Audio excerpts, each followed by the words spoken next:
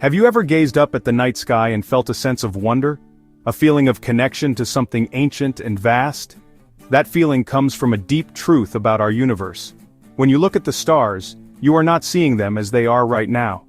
You are seeing them as they were in the past. The light from the nearest star, Proxima Centauri, takes more than 4 years to reach your eyes. You are seeing 4 years into the past. The light from the Andromeda Galaxy?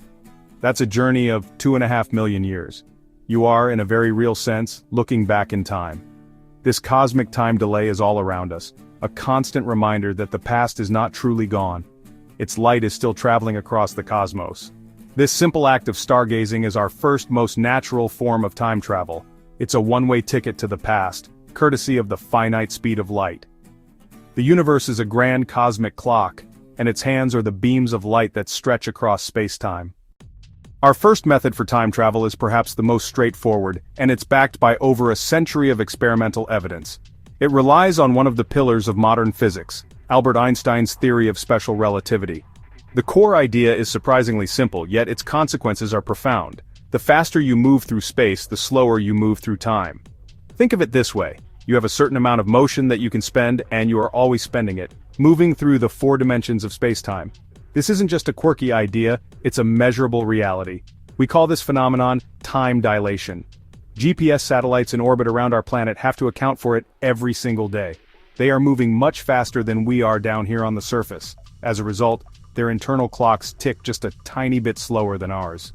It's a minuscule difference, only a few microseconds per day, but if engineers didn't constantly correct for it, the entire GPS system would fail within hours. Our next method for time travel doesn't require incredible speeds. Instead, it requires immense mass. We turn now from special relativity to Einstein's theory of general relativity. Gravity isn't a mysterious pulling force. It's a curvature, a warping of spacetime. Imagine spacetime as a stretched rubber sheet. Place a bowling ball in the center. The sheet sags. That dip is the curvature we call gravity. Planets follow that curve and orbit the sun. Crucial insight for a time traveler, the warping doesn't just affect space, it affects time. The stronger the gravity, the deeper the gravity well, the slower time flows. GPS satellites are moving fast. They're also in a weaker gravitational field than we are on Earth's surface. That makes their clocks tick slightly faster, which partially cancels the slowing from their speed. For a meaningful time trip, we need a much deeper gravity well. So far, our methods have only allowed for travel into the future. But what about the past? This is where things get truly speculative. It involves a concept that has become a staple of science fiction, the wormhole. Also known as an Einstein-Rosen bridge, it's a hypothetical shortcut through space-time. Imagine our universe is a giant sheet of paper. To go from one point to another, you'd travel across the surface, but fold the paper and poke a pencil through both layers. You'd create a tunnel, a shortcut connecting distant points. That's the basic idea. A tunnel with 2 mouths and a single throat.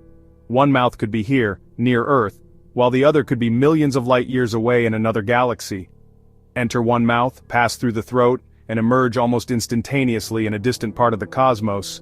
General relativity doesn't forbid wormholes, but we haven't observed any. They remain a mathematical possibility for now.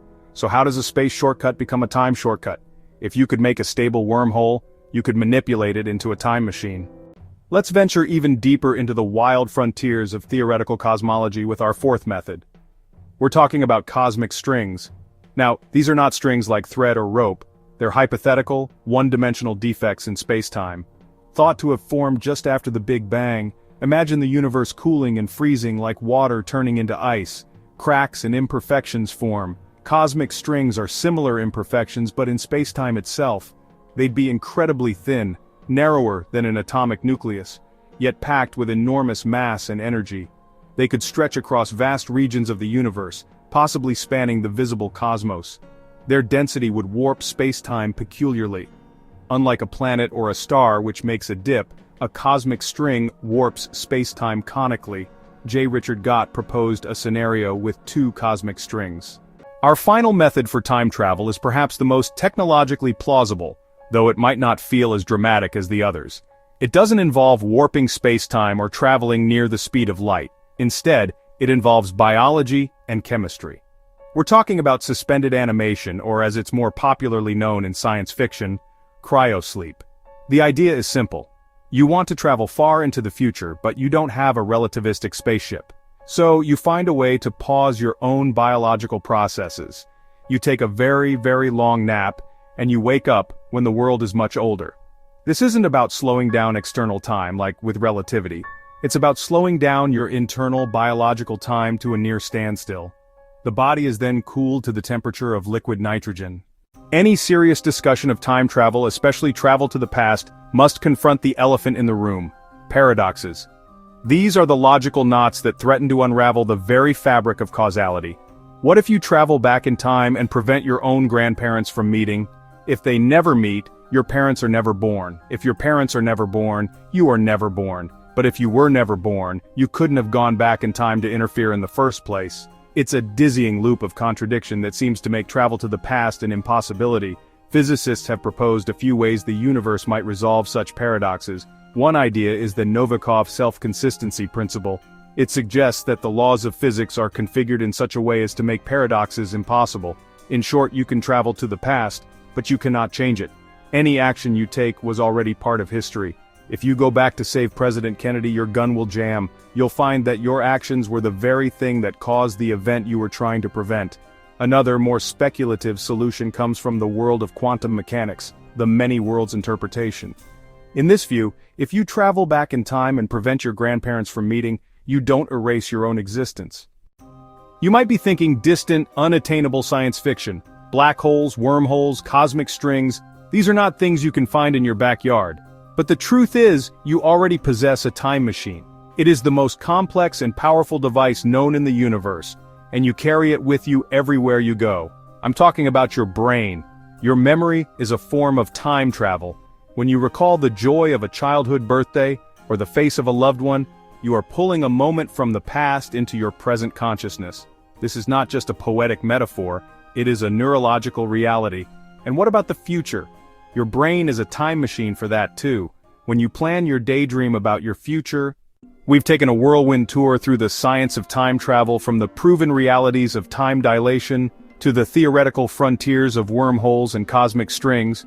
We've seen how moving near the speed of light or lingering near a black hole can fling you into the distant future. We've explored the mind-bending possibilities of traveling to the past through cosmic shortcuts. We've even touched upon the biological deep freeze of cryosleep. These aren't just idle fantasies, they are the logical, if extreme, consequences of our best understanding of the universe. They are whispers from the cosmos, hints embedded in the mathematics of space-time. So, will humanity ever build a true time machine? Will we one day be able to visit the age of the dinosaurs? The challenges are, without question, monumental. The energy requirements for relativistic travel are staggering.